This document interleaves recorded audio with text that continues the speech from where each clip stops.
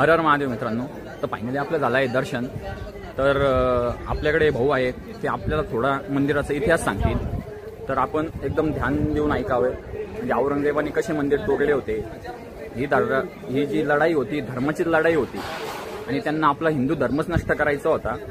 यावरून तुम्ही बघू शकता हे नंदी आपले हत्ती आहे, हत्तीचं तोंड तोडण्यात आलं आहे हे बघा. तर या भाऊंकडून आपण थोडा इतिहास जाणून घेऊ. माझं शुभ नाव पांडुरंग पाठक.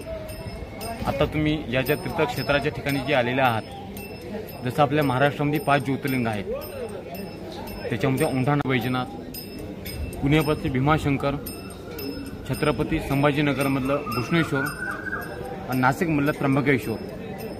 जसं महाराष्ट्रामध्ये 5 ज्योतिर्लिंग आहेत, त्याच्यामध्ये हे पहिल्या स्थानावर येते.